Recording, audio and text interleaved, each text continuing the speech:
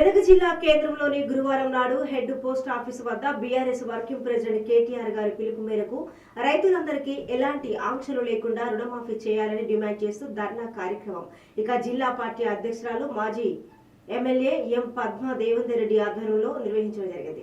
ముందుగా మాజీ ఎమ్మెల్యే పద్మా దేవేందర్ రెడ్డి గారు, ఎమ్మెల్సీ షేర్ సుభాష్ రెడ్డి గారు, మాజీ ఎమ్మెల్యే శశిధర్ రెడ్డి గారు, municipal vice chairman Mallikarjuna Goud, పట్టణ party convenor councillor Anjaneyulu, municipal కౌన్సిలర్లు, నాయకులు కలిసి తెలంగాణ తల్లి చిత్రపటానికి పాలాభిషేకం చేశారు. అనంతరం ధర్నా కార్యక్రమంలో పాల్గొన్నారు.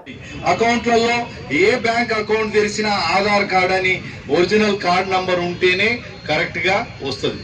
కానీ వీళ్ళు మనకు చూపించే ఏదైతే లిస్ట్ లో మీ ఆధార్ కార్డు తప్పునే అని చెప్పి వీలే సృష్టించి మన మీద పడేసి మీరు కొట్టుకసావండ్రా, మీరు రోడ్ల మీద తిరగండ్రా అని చెప్పి ఇవాళ అందరు ఇంతకుముందు వస్తుంటే మంజిరా గ్రామీణ బ్యాంక్ దగ్గర వందలాది మంది నిలబడి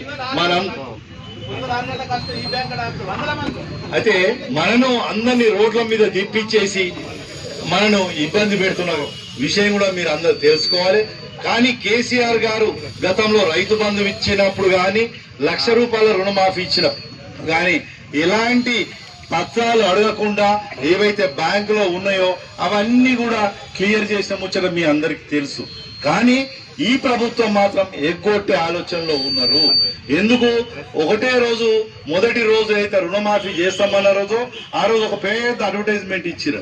ఆ అడ్వర్టైజ్మెంట్ లో ఏకకాలంలో 2 లక్షల రుణమాఫీ అని ఒక అడ్వర్టైజ్మెంట్ ఇచ్చింది. కానీ ఏకకాలంలో ఇచ్చిండా? ఇవ్వలేదు. మరి 3 సార్లు కూడా